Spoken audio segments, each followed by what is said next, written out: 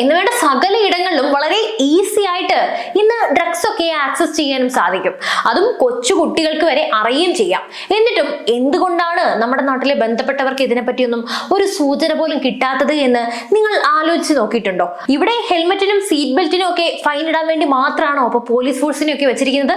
എന്തായാലും പരിതാപകരം തന്നെയാണ്, പറയാതെ വയ്യ. ലഹരിനെയൊക്കെ കൈയടിച്ച് പ്രോത്സാഹിപ്പിക്കുന്ന ഒരു പ്രത്യേകതരം സർക്കാരാണ് അല്ലെ? കേരളീയവും നവകേരള യാത്രയും എന്നുവേണ്ട പാർട്ടിക്ക് പബ്ലിസിറ്റി കൂട്ടാൻ നടക്കുന്ന സമയത്ത് കേരളത്തിലെ ജനങ്ങൾക്ക് വേണ്ടി ഇത്രയും കാലത്തിന്റെ ഇടയ്ക്ക് ഇവരൊക്കെ സത്യം പറഞ്ഞാൽ എന്താ ചെയ്തത്? പിന്നെ ഇന്നത്തെ കാലത്ത് അധ്യാപകർ പറയുന്നത് വിശ്വസിക്കാത്ത, അവര് വേണ്ട പോലെ കേൾക്കാതെ മക്കളെ അന്ധമായി കണ്ണടച്ച് വിശ്വസിക്കുന്ന പാരന്റ്സും ഉണ്ട്. നമസ്കാരം, എന്റെ പേര് അരുണിമ. ഞാനിന്ന് സംസാരിക്കുന്നത് മരുന്ന് മണക്കുന്ന കേരളത്തിലെ വീടുകളെ കുറിച്ചാണ്. അതായത് മരുന്ന് അഥവാ ലഹരി. നിങ്ങൾക്ക് ഉറപ്പുണ്ടോ നിങ്ങളുടെ കുഞ്ഞുങ്ങൾ സുരക്ഷിതരാണ് എന്ന്? ഈ കഴിഞ്ഞ ദിവസം ലഹരി തലയ്ക്ക് പിടിച്ച് 14 വയസ്സുകാരൻ ലൈംഗികമായി പീഡിപ്പിച്ചത് അവന്റെ സ്വന്തം സഹോദരിയാണ്. ഇങ്ങനെ അമിത ലഹരിയൊക്കെ കാരണം ഈ ഒരൊറ്റ വർഷം മാത്രം എത്ര ക്രൈമുകളാണ് പൊങ്ങി വരുന്നത്. ഇത് ഞാൻ പ്രത്യേകം എടുത്തു പറഞ്ഞു തരേണ്ട കാര്യമൊന്നുമില്ല. എന്താണ് നമ്മുടെ കേരളത്തിൽ സംഭവിച്ചുകൊണ്ടിരിക്കുന്നത്? എങ്ങനെയാണ് ജന്മം നൽകി സ്നേഹിച്ച് വളർത്തിയ അമ്മയെയും അച്ഛനെയും കൂടപ്പിറപ്പിനെയൊക്കെ കൊല്ലാനും പീഡിപ്പിക്കാനൊക്കെ സാധിക്കുന്നത്? അതും സ്വന്തം ചോരയെയും പ്രസവിച്ച് പാലൂട്ടി വളർത്തിയ അമ്മയോടൊക്കെ എങ്ങനെ ഇവർക്കൊക്കെ ആ ഒരു കണ്ണിലൂടെ നോക്കാനൊക്കെ പറ്റുന്നത്? മനസ്സിലാവുന്നില്ല. ലഹരിയാണോ? ആയിരിക്കാം. സോഷ്യൽ മീഡിയയുടെയും സിനിമയുടെയൊക്കെ ഇൻഫ്ലുവൻസ് ആയിരിക്കോ? അതും ആയിരിക്കാം. അതോ ഇതുവരെ ഈ ഒരു വിഷയത്തിൽ ആരും അങ്ങനെ ഉയർത്തി കാണിക്കാത്ത പാരന്റിംഗ് ആണോ? അതും ആയിരിക്കാം എന്നേ പറയാൻ നോക്കൂ. നമുക്ക് വിലയിരുത്താം ഈ ചോരക്കറയുടെ ഉത്ഭവത്തെ. കൂടപ്പിറപ്പിനെയൊക്കെ കൊല്ലണമെങ്കിൽ അതിന് പിന്നിൽ തീർച്ചയായും ഉള്ളത് സ്വബോധമൊന്നും ആയിരിക്കില്ല. ലഹരിയാൽ നിർമ്മിക്കപ്പെട്ട മറ്റൊരു വ്യക്തിയായിരിക്കും ഈ കുറ്റകൃത്യങ്ങളൊക്കെ ചെയ്യുന്നത്. അല്ലാതെ നല്ല ബോധത്തിലുള്ള ഒരാൾക്കും ജന്മം നൽകിയ സ്വന്തം അമ്മയൊന്നും കൊല്ലാൻ പോയിട്ട് ഒന്ന് നോവിക്കാൻ പോലും പറ്റില്ല. ലഹരി ഉപയോഗമൊക്കെ വളരെ വലിയ രീതിയിൽ നോർമലൈസ് ചെയ്യപ്പെട്ടിരിക്കുന്നു. ലിംഗപ്രായ വ്യത്യാസങ്ങളൊന്നുമില്ലാതെ ഇന്ന് ലഹരി ഉപയോഗം വളർന്നിരിക്കുകയാണ്. ലഹരിക്കെതിരെ പറയുന്നവരൊക്കെ തന്നെ ഇന്നത്തെ ന്യൂജൻ ഭാഷയിൽ പറഞ്ഞാൽ തന്തവൈബ് ഉള്ളവരാണ്. ഇന്നത്തെ 5ാം ക്ലാസ്സിലെ പിള്ളേർക്കിടയിൽ പോലും സിഗരറ്റ് ഒക്കെ സർവ്വസാധാരണമാണ്. അതുപോലെ കൂളിപ്പ് എന്ന് പറയുന്ന ഒരു സാധനമുണ്ട്. ആ സംഭവമൊക്കെ എന്തോ മിഠായി വായിലിട്ട് നടക്കും പോലെയാണ് എല്ലാവരും ഇന്ന് യൂസ് ചെയ്യുന്നത്.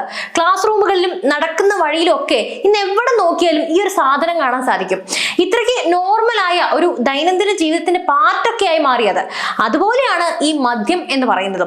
ഇന്നത്തെ നമ്മുടെ കേരളത്തിലെ ഒട്ടുമിക്ക സ്ഥലത്തും കല്യാണത്തിനും അടിയന്തരത്തിനും ബർത്ത്ഡേക്കും അങ്ങനെ എല്ലായിടത്തും ലിറ്റർ കണക്കിനാണ് ഈ സാധനം എത്തിക്കുന്നത്. അവിടെയൊക്കെ സദ്യ വിളമ്പിയില്ലെങ്കിലും മദ്യം ഇല്ലെങ്കിൽ കലാപമാണ് നടക്കാൻ പോവുക. അങ്ങനെ എത്ര വാർത്തകൾ നമ്മൾ കണ്ടിട്ടുണ്ട്. മദ്യമൊക്കെ നിരോധിക്കണം എന്നല്ല ഞാൻ പറയുന്നത്. പക്ഷേ ഇന്ന് ഇതിന്റെയൊക്കെ അങ്ങേ അറ്റമാണ് ചെന്ന് എത്തി നിൽക്കുന്നത്. നമ്മുടെ സർക്കാർ ആണെങ്കിൽ കേരളത്തിലെ എല്ലാ പഞ്ചായത്തിലും ഒരു ബാർ എന്ന നയത്തിലേക്ക് കടക്കുകയും ചെയ്യുന്നു. ലഹരിനെയൊക്കെ കൈയടിച്ച് പ്രോത്സാഹിപ്പിക്കുന്ന ഒരു പ്രത്യേകതരം സർക്കാരാണ് അല്ലെ?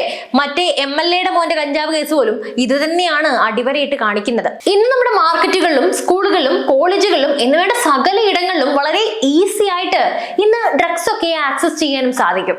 അതും കൊച്ചു കുട്ടികൾക്ക് വരെ അറിയുകയും ചെയ്യാം. എന്നിട്ടും എന്തുകൊണ്ടാണ് നമ്മുടെ നാട്ടിലെ ബന്ധപ്പെട്ടവർക്ക് ഇതിനെപ്പറ്റിയൊന്നും ഒരു സൂചന പോലും കിട്ടാത്തത് എന്ന് നിങ്ങൾ ആലോചിച്ച് നോക്കിയിട്ടുണ്ടോ? അത്രയ്ക്ക് പരാജയമാണോ നമ്മുടെയൊക്കെ ഫോഴ്സും സിസ്റ്റവും ഒക്കെ? അതോ ഇതൊക്കെ വേണ്ടാന്ന് വെച്ചിട്ടാണോ? ഇവിടെ ഹെൽമെറ്റിനും സീറ്റ് ബെൽറ്റിനും ഒക്കെ ഫൈൻ ഇടാൻ വേണ്ടി മാത്രമാണോ അപ്പൊ പോലീസ് ഫോഴ്സിനെ ഒക്കെ വെച്ചിരിക്കുന്നത്? എന്തായാലും പരിതാപകരം തന്നെയാണ്, പറയാതെ വയ്യ. ഇതിനൊക്കെയുള്ള ഉത്തരം നിങ്ങൾ തന്നെ ഒന്ന് ആലോചിച്ച് നോക്കൂ. അതുപോലെ തന്നെ ലഹരി എന്നൊരൊറ്റ സാധനം കാരണം ഇത്രയേറെ പ്രശ്നങ്ങളൊക്കെ നമ്മുടെ സമൂഹത്തിൽ നടന്നിട്ട് ഇതിനെതിരെ ഒരു ചെറുവിരൽ അനക്കാൻ പോലും നമ്മുടെ സർക്കാർ തയ്യാറായോ? ഹർത്താൽ നടത്താനും കേരളീയവും നവകേരള യാത്രയും എന്നുവേണ്ട പാർട്ടിക്ക് പബ്ലിസിറ്റി കൂട്ടാൻ നടക്കുന്ന സമയത്ത് കേരളത്തിലെ ജനങ്ങൾക്ക് വേണ്ടി ഇത്രയും കാലത്തിന്റെ ഇടയ്ക്ക് ഇവരൊക്കെ സത്യം പറഞ്ഞാൽ എന്താ ചെയ്തത്? അറിയാൻ പാടില്ലത്തോട് ചോദിക്കുകയാണ്. ഖജനാവ് കാലിയാക്കാനും കടമെടുത്ത് മുടിയാനും വേണ്ടി മാത്രമാണോ ഇവർ അവിടെ കുത്തിയിരിക്കുന്നത്? കേരളത്തിലെ ജനങ്ങൾ ലഹരിക്കടിമയായും സർക്കാർ എടുത്ത കടം വീട്ടിയും മുടിഞ്ഞ് കുത്തുപാള എടുക്കാൻ വേണ്ടി ജീവിക്കാനുള്ളതാണോ? അതാണോ ഇവരൊക്കെ വിചാരിച്ചു വെച്ചിരിക്കുന്നത്? അല്ലെങ്കിൽ നിങ്ങളൊക്കെ ഒന്ന് ആലോചിച്ച് നോക്ക്. എത്ര ക്രൈമുകളാണ് ദിനം പ്രതി ഇങ്ങനെ കേട്ടുകൊണ്ടേയിരിക്കുന്നത്. എല്ലാവർക്കും ചോര കണ്ട് അറപ്പ് മാറി എന്ന് പറയാം. ഇങ്ങനെ ക്രൈമുകൾ ഇല്ലാത്ത ഇടങ്ങളിലാകട്ടെ കുടുംബം തകരുകയാണ്. മദ്യത്തിനടിമയായ അച്ഛനും ലഹരിക്കടിമയായ മകനും അങ്ങനെ ഒരു കുടുംബത്തെ തന്നെയാണ് ഈ ലഹരി ഇല്ലാണ്ടാക്കുന്നത്. ഇതൊക്കെ പയ്യെ കൊലപാതകത്തിലേക്കും പീഡനത്തിലേക്കും കടക്കും. സ്വന്തം അമ്മയെയും പെങ്ങളെയും തിരിച്ചറിയാൻ പറ്റാത്ത വിധം അവനെയൊക്കെ അന്ധനാക്കും. പണ്ടത്തെ പോലെ അല്ല ഇപ്പോൾ. ഇതൊക്കെ ഇന്ന് ഇത്ര സിമ്പിൾ ആയിട്ട് ആക്സസ് ചെയ്യാൻ സാധിക്കുമെന്ന് അറിയാമോ? സ്കൂൾ കുട്ടികളുടെ കയ്യിലൊക്കെ ഞൊടിയിടയിലാണ് ഇത് എത്തുന്നത്. ഐ മീൻ LP UP ലെവലുള്ള പിള്ളേരുടെ കയ്യിലാണ് കേട്ടോ ഞാൻ പറയുന്നത്. പെൺകുട്ടികളും ആൺകുട്ടികളും ഇത് ഒരുപോലെ ഇതിന്റെ ഇരകളുമാണ്. അതുകൊണ്ട് രക്ഷിതാക്കൾ വേണ്ട പോലെ ശ്രദ്ധിച്ചിട്ടില്ല എങ്കിൽ പിന്നെ ഇതൊക്കെ ഓർത്ത് ദുഃഖിച്ചിട്ട് കാര്യമില്ല. രക്ഷിതാക്കൾ മാത്രമല്ല, അധ്യാപകരും. പിന്നെ ഇന്നത്തെ കാലത്ത് അധ്യാപകർ പറയുന്നത് വിശ്വസിക്കാത്ത, അവര് വേണ്ട പോലെ കേൾക്കാതെ മക്കളെ അന്ധമായി കണ്ണടച്ച് വിശ്വസിക്കുന്ന പാരന്റ്സും ഉണ്ട്. മക്കളെ കേൾക്കണ്ട, വിശ്വസിക്കേണ്ട എന്നൊന്നും അല്ല ഞാൻ പറയുന്നത്. അതൊക്കെ വേണം തീർച്ചയായിട്ടും. പക്ഷേ ചുറ്റും എന്തൊക്കെയാ നടക്കുന്നത് എന്ന് നമുക്ക് പോലും മനസ്സിലാക്കാൻ പോലും പറ്റുന്നില്ല. അപ്പോൾ ടീച്ചേഴ്സിനെ കേൾക്കുക, അവർ പറയുന്നത് കേട്ട് ഒക്കെ ഒന്ന് വിലയിരുത്തുക. നമ്മുടെ കുഞ്ഞുങ്ങളുടെ കാര്യമാണല്ലോ. ഇന്നത്തെ സമൂഹമാണ് ആരെ വിശ്വസിക്കണം വിശ്വസിക്കേണ്ട എന്നൊക്കെ അളന്നു മുറിച്ചാണ് മനസ്സിലാക്കേണ്ടത്. ഇത് പറഞ്ഞു വന്നപ്പോഴാണ് മുമ്പ് പറഞ്ഞ പാരന്റിങ്ങിനെ കുറിച്ച് പറയാം. അതായത് എല്ലാ രക്ഷിതാക്കളും ജീവിക്കാൻ വേണ്ടി നെട്ടോട്ട് ഓടുകയായിരിക്കും, ശരിയാണ്. നിങ്ങൾ പക്ഷേ ജനിപ്പിച്ച സ്ഥിതിക്ക് അവരെ ഒരു സാമൂഹ്യ ജീവിയാക്കി നല്ലൊരു വ്യക്തിയാക്കേണ്ട കടമ നിങ്ങൾക്കുണ്ട്. നമുക്ക് ഒരുപാട് ലിമിറ്റേഷൻസ് ഉണ്ട്, അതെനിക്കും അറിയാം. എങ്കിൽ കൂടി അവന്റെ സ്വഭാവം എന്നതുപോലെ തന്നെ ഇന്നത്തെ കാലത്ത് മറ്റൊരാൾക്ക് അവനെ കൊണ്ട് ഒരു ഉപദ്രവം ഇല്ലാതെ നോക്കേണ്ടത് നിങ്ങളുടെ കടമയാണ്.